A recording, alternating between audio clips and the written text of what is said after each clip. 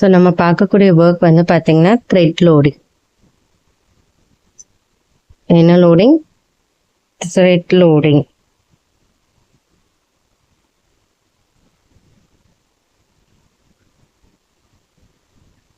So இந்த thread லோடிங்க்கு வந்து இம்பார்ட்டன்ட் வந்து இந்த மாதிரி த்ரெட் வந்து பைப்பிங் த்ரெட்னு சொல்லுவாங்க. ஸோ இந்த பைப்பிங் த்ரெட்டு தான் வந்து நமக்கு வந்து ஒரு ஒர்க்கை வந்து எம்போஸ்டாக காட்டுறதுக்காக நம்ம வந்து பயன்படுத்தக்கூடிய ஒரு மெட்டீரியல் தான் வந்து இது. ஓகேவா? ஸோ நார்மலாக லோடிங் போடுறதுக்கும் இதுக்கும் என்ன டிஃப்ரென்ஸ் இருக்கும் அப்படின்னு பார்த்தீங்கன்னா, நார்மலாக லோடிங் போட்டிங்கன்னா அது உங்களுக்கு ஃப்ளாட்டாக இருக்க மாதிரி தெரியும். ஸோ இது வந்து இந்த மாதிரி ஒரு பைப்பிங் த்ரெட்டை உள்ள இன்சர்ட் பண்ணிட்டு அதுக்கு மேலே நீங்கள் ஒரு ஒர்க் போடும்போது என்னன்னா அது பார்க்க இன்னும் கொஞ்சம் அட்ராக்ஷனாக இருக்கும், கொஞ்சம் நல்லா எம்போஸ்டாக தூக்கிட்டு அது ஒரு தனியாக தெரியும். ஸோ அதுக்காக தான் வந்து நம்ம இந்த பைப்பிங் ஒர்க் வந்து பைப்பிங் த்ரெட் யூஸ் பண்ணி லோடிங் ஒர்க் யூஸ் பண்ணோம். ஸோ நீங்கள் வந்து இந்த இதுவை வந்து ஸ்டார்டிங் ஸ்டேஜில் வந்து ஒரு டிசைனில் வந்து நீங்கள் பைப்பிங் த்ரெட் பிளேஸ் பண்ணுறீங்க அப்படின்னா க்ளூ போட்டு ஸ்டிக் பண்ணிவிட்டு அதுக்கப்புறமா அதுக்கு ட்ரை ஆன பிறகு நீங்கள் வந்து இப்போ நான் போடக்கூடிய இந்த ஜிக்ஸாக் ஸ்டிச்சஸை போட்டுக்கோங்க. ஏன்னா வந்து ஸ்டார்டிங்கில் வந்து உங்களுக்கு அப்படியே வந்து போடுறதுக்கு கொஞ்சம் கஷ்டமாக இருக்கும். இப்போ வந்து நான் என்ன பண்ணுறேன் அப்படின்னு பார்த்தீங்கன்னா, நான் நார்மலாக அப்படியே வந்து வச்சுட்டு ப்ளேஸ் பண்ணிவிட்டு ஒர்க் போடுறேன். ஸோ ஸ்டார்டிங்கில் மட்டும் ஒரு 2 ஸ்டிச்சஸ் போட்டுக்கோங்க. அதுக்கு மேலே த்ரெட்டை வந்து நம்ம வந்து இந்த மாதிரி ரொம்ப சப்பையாக ஆகாத அளவுக்கு பார்த்துக்கோங்க. ஓகேவா? இந்த மாதிரி ரொம்ப ஃப்ளாட்டாக ஆகாத அளவுக்கு பார்த்துக்கோங்க. ஸோ இதுக்கப்புறம் நம்ம என்ன பண்ண போகிறோம்? ஒரு ஜிக்ஸாக் தான். ஸோ நார்மலாக இது வந்து ஒரு ஸ்ட்ரெயிட் லைனில் வச்சு போடுறது மாதிரி போடுறேன் நான். அதனால் வந்து இதுக்கு வந்து ஜிக்ஸாக் ஸ்டிச் தான் நம்ம போட போகிறோம்.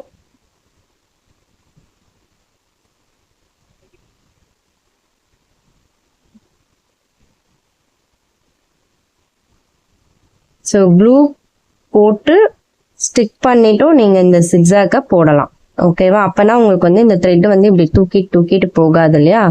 ஸோ அதுக்காக தான் ரொம்ப தள்ளி ஜிக்ஸாக் போடாமல் கொஞ்சம் இதுவாக போட்டுக்கோங்க. க்ளூ தடவிட்டாலே ஆல்மோஸ்ட் வந்து உங்களுக்கு ஸ்டிக் ஆகிடும். அதுக்கு மேலே நீங்கள் ஸ்டிச்சஸ் போட போகிறீங்க.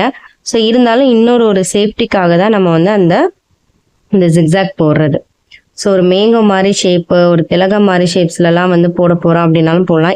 இந்த ஸ்டிச் வந்து எங்கே நம்ம எல்லாம் யூஸ் பண்ணலான்னா, இது ப்ளவுஸோட நெக் போர்ஷன்ஸில் யூஸ் பண்ணலாம். இப்போ ஒரு லைன் வந்து நீங்கள் சுகர் பீட்ஸ் கொடுக்குறீங்க அப்படின்னா, ஒரு லைன் வந்து நம்ம வந்து த்ரெட் ஒர்க் ஏதாவது கொடுக்கணும் அப்படின்னு சொன்னாங்க அப்படின்னா, அதுக்கு வந்து நீங்கள் என்ன பண்ணலான்னா, இந்த மாதிரி ஒரு த்ரெட் லோடிங்கை ப்ளவுஸோட கலரில் சில்க் த்ரெட்டில் நீங்கள் வந்து லோடிங் ஸ்டிச் கொடுக்கலாம். ஸோ எம்போஸ்டிங்காக வந்து தனியாக வந்து உங்களுக்கு தெரியும். ஸோ இந்த மாதிரி லாஸ்ட்டில் வந்து ஒரு 2 ஸ்டிச்சஸ் எக்ஸ்ட்ரா போட்டு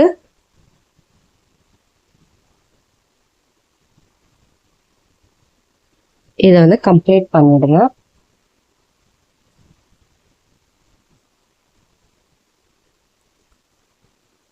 எப்பவுமே வந்து அடியிலேருந்து நீங்கள் ஏதாவது த்ரெட் கட் பண்ணி எடுக்கிறீங்க செய்கிறீங்கன்னா அப்படியே கையில் பிடிச்சி இழுக்காதீங்க. ஏன்னா கையில் பிடிச்சி எடுத்தீங்கன்னா துணி லூஸ் கொடுத்துரும்.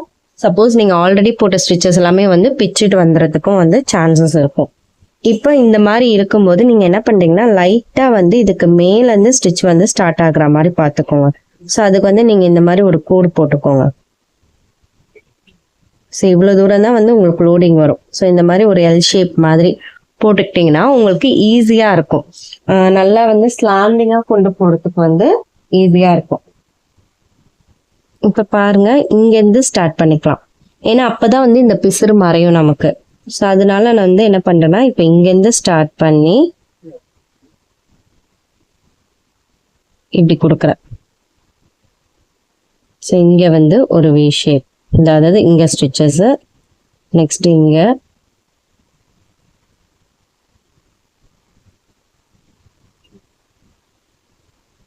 ஸோ நல்லா ஸ்லாண்டிங்காக போட்டிங்கன்னா உங்களுக்கு லோடிங் ஸ்டிச் வந்து ரொம்ப அழகாக தெரியும்.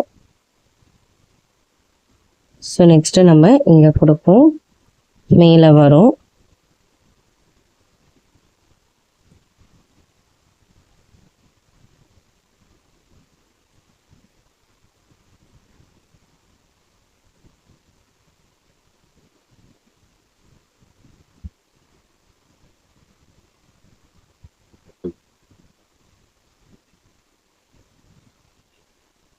ஸோ மேல் போகும்போது அந்த குட்டி லாக் செயின் வந்து மேலே போடணும்.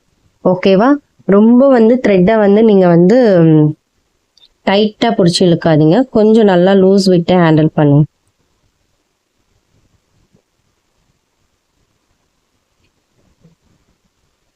ஸோ இந்த மாதிரி மேலே இருக்கும்போது இந்த முனையில வச்சு இழுக்காதீங்க, நல்லா வந்து இப்படி உள்பக்கமாக த்ரெட்டை கொடுத்துட்டு இழுங்க, அப்போ தான் த்ரெட்டு வந்து கட் ஆகாமல் இருக்கும். இது ஒரு சின்ன டிப்பு தான். இப்போ இந்த மாதிரி இருக்கும்போது உங்களுக்கு வந்து த்ரெட்டு வரல அப்படின்னா இப்படியே பிடிச்சி இழுக்கக்கூடாது, லைட்டாக நீடில் இப்படி உள்ளே தள்ளிட்டு இப்படி இழுத்திங்கன்னா உங்களுக்கு வந்து த்ரெட்டு கட் ஆகாமல் வரும். ஸோ நெக்ஸ்ட்டு வந்து பார்த்தீங்க அப்படின்னா இங்கே போட்டுக்கலாம். ஸோ மேலே போகும்போது உங்களுக்கு மேலே லாக் வரணும், அண்ட் கீழே வரும்போது உங்களுக்கு வந்து கீழே வந்து லாக் வரணும்.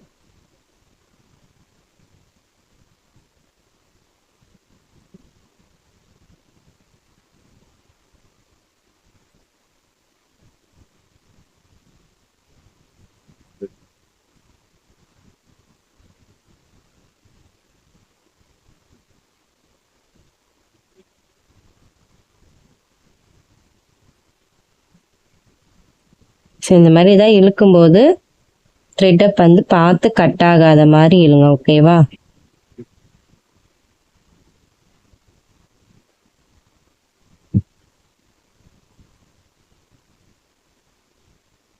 ஸோ இப்படியே அடியில் லாக் கொடுத்தீங்க அப்படின்னா உங்களுக்கு வந்து ஒரே சேமாக வரணும், எனக்கு தள்ளி தள்ளி ஸ்டிச்சஸ் போகுது அப்படின்னா நீங்கள் இந்த பக்கம் கூட வந்து ஒரு கோடு போட்டுக்கலாம், இந்த பக்கம் ஒரு கோடு போட்டுக்கலாம். ஸோ ஒரு பாக்ஸ்குள்ளே போட்டு ஒர்க் பண்ணுற மாதிரியும் வந்து நீங்கள் ஒர்க் பண்ணலாம். இது வந்து ஏன் கிளாத் வந்து இங்கே இதுவாகுதுன்னா, நான் வந்து இந்த இடத்துல வந்து ஃப்ரேம்க்கு கிட்ட இங்கே போட்டிருக்கிறதுனால இங்கே கொஞ்சம் எப்போவுமே நமக்கு லூஸாக இருக்க மாதிரி தான் இருக்கும்.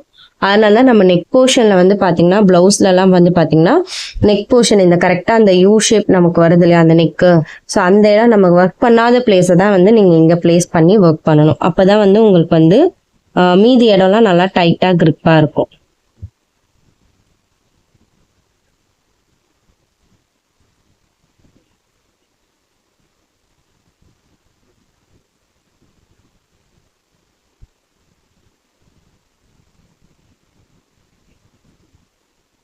ஸோ நம்ம கீழே போடுவோம்.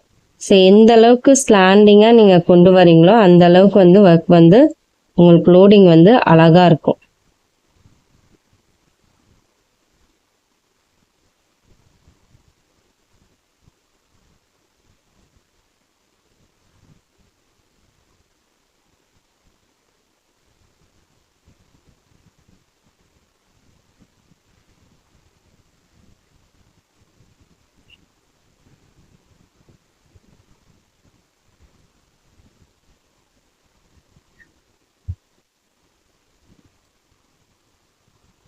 இந்த மாதிரி த்ரெட் எடுக்கும்போது நல்லா இது பண்ணிடுங்க. ஸோ மேலே போகும்போது மேலே இருக்கணும், கீழே வரும்போது கீழே வரணும். இதுதான் வந்து லோடிங் ஸ்டிச்சுக்கு நமக்கு இதுவு. இதே மாதிரி தான் நீங்கள் வந்து த்ரெட்டு உள்ள அந்த பைப்பிங் த்ரெட் இல்லாத லோடிங் போடும்போது இதே ப்ராசஸ் தான். ஸோ நல்லா ஸ்லாண்டிங்காக வந்தால் இன்னும் சூப்பராக இருக்கும்.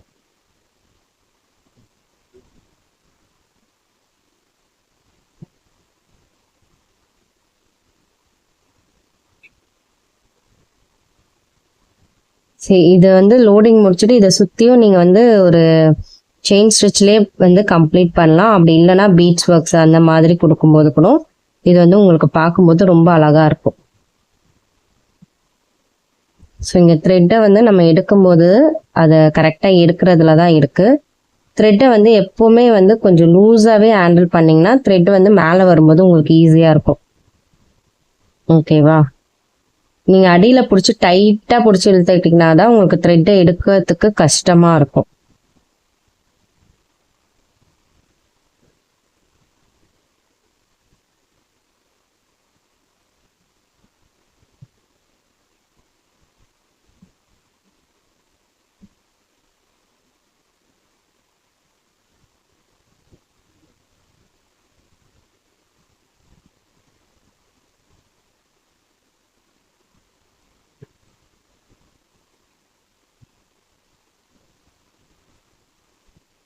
பார்த்தீங்கன்னா ஸோ ஸ்லாண்டிங்காக போடும்போது உங்களுக்கு அந்த லோடிங்கே வந்து அழகாக இருக்கும். இது வந்து நெக் போர்ஷன்லலாம் நீங்கள் கொடுக்கும்போது பார்த்தீங்கன்னா உங்களுக்கு தனியாக எம்போஸ்டாக அந்த ஒர்க் வந்து தெரியும். இப்போ வந்து ஒரு சிலர் வந்து எனக்கு ப்ளவுஸில் வந்து நெக் லைனில் வந்து த்ரெட் ஒர்க் கொடுங்க அப்படின்னு கேட்பாங்க, கொஞ்சம் த்ரெட் ஒர்க் கலந்து கொடுங்க அப்படின்வாங்க. ஸோ அந்த மாதிரி இருக்கும்போது நீங்கள் ஒரு லைன் 2 லைன் சுகர் பீட்ஸ் கொடுக்குறீங்களா, இந்த ஒரு லைன் வந்து நீங்கள் த்ரெட் ஒர்க் கொடுக்கலாம். அதே மாதிரி ஸ்பீட் வந்து நீங்கள் ஒர்க் போட போட தான் வந்து இதோட ஸ்பீட் வந்து உங்களுக்கு வரும். ஸோ நான் எல்லாத்துக்குமே வந்து உங்களுக்கு நோட்ஸ் கொடுப்பேன், எப்படி வந்து ப்ளவுஸ்க்கு வந்து நீங்கள் வந்து ரேட் ஃபிக்ஸ் பண்ணுறது, என்ன மாதிரியான ஒர்க் வந்து எத்தனை நாளில் போடலாம், நீங்கள் என்ன மாதிரியான ஒர்க் எடுக்கணும், ஸோ எந்த மாதிரி கஸ்டமர்ஸ்க்கு வந்து நம்ம வந்து இது பண்ணணும் அப்படின்றதெல்லாம் வந்து நான் உங்களுக்கு வந்து கரெக்ட் அது ஒரு தனியாக ஒரு வீடியோ போட்டுறேன். இன்னும் எத்தனை ஸ்டிச்சஸ் இருக்குன்றது நான் வந்து நெக்ஸ்ட் வீடியோவில் வந்து உங்களுக்கு என்னென்னா ஸ்டிச்சஸ் நேமோட வந்து உங்களுக்கு வந்து நான் வந்து வீடியோ ஒன்று போடுறேன். ஸோ நீங்கள் வந்து அந்த ஸ்லைட் பார்த்து நீங்கள் அந்த வீடியோவில் நீங்கள் ஸ்டிச்சஸ் நேம் வந்து நோட் பண்ணிக்கிறதுக்கு ஈஸியாக இருக்கும்.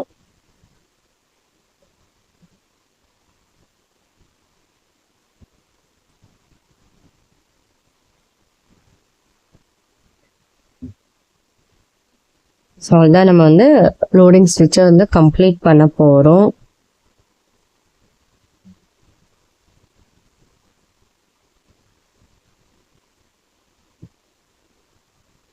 இந்த மாதிரி தான் நீங்கள் எப்போவுமே வந்து த்ரெட் லோடிங் கொடுக்குறீங்கன்னா த்ரெட்டுக்கு மேலேருந்து கொஞ்சம் வந்து ஒர்க் ஸ்டார்ட் பண்ணுங்கள், ஓகேவா?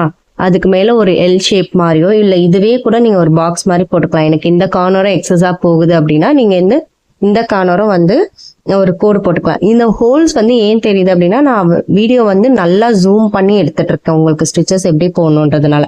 அதனால வந்து உங்களுக்கு இந்த ஹோல்ஸ் வந்து தனியாக தெரியுற மாதிரி இருக்கும். நம்ம நார்மலாக வந்து ஃப்ரேம்லேருந்து கிளாத்தை கலட்டினோன்னே தெரியாது. அது மட்டும் இல்லாமல் நம்ம இப்படியே வந்து ஒர்க் வந்து விட்டுற மாட்டோம். ஸோ இதுக்கு வந்து நம்ம ஃபினிஷிங் டச் வந்து கொடுப்போம். ஏதாவது ஒரு பீட்ஸ் ஒர்க்ஸோ இல்லை வந்து இதே த்ரெட்லேயோ வந்து நம்ம வந்து அவுட்லைனோ வந்து கொடுத்துட்டு தான் கம்ப்ளீட் பண்ணும். அப்போ தான் வந்து ஒர்க் கம்ப்ளீட் ஆகும். அதனால வந்து ஹோல்ஸ் தெரியுதே அப்படின்னு நினைக்காதீங்க.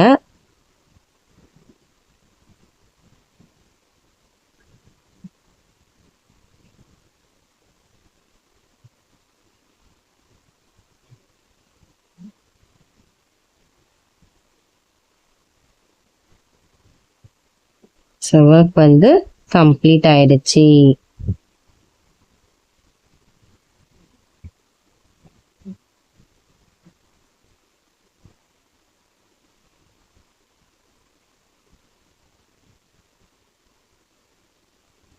பார்த்தீங்க அப்படின்னா இங்கே தான் வந்து நாட் போட போகிறோம்.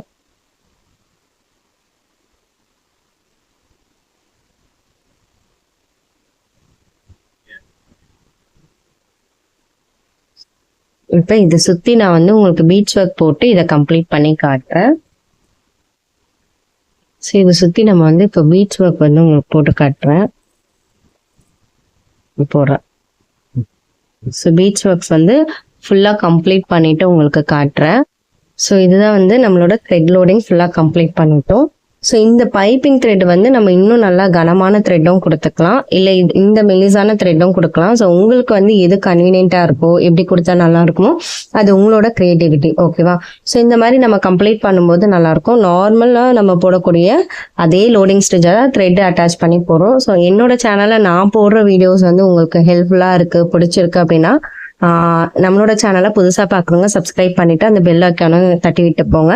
ஸோ அப்போ தான் நான் போடுற வீடியோஸ்லாம் உங்களுக்கு வந்து டக்குன்னு நோட்டிஃபிகேஷன்ஸில் வரும். ஸோ தேங்க்யூ ஃபார் வாட்சிங், கீப் சப்போர்ட்டிங் மீ.